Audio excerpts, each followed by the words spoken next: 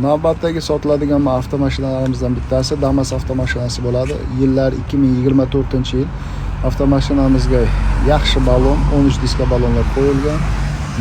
Mashinamizning holati juda yaxshi, kraskalar top-toza, salon holatlari ideal turibdi.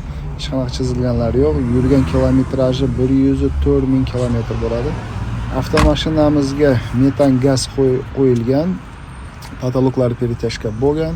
Hech qayerda kraska yo'q, holati ideal. Bitta kamchiligi bor.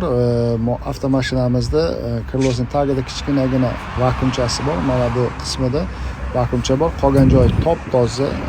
Buni arzimaga 200 ming so'm pulga qo'ydirsa bo'ladi. LEDlar qo'yilgan.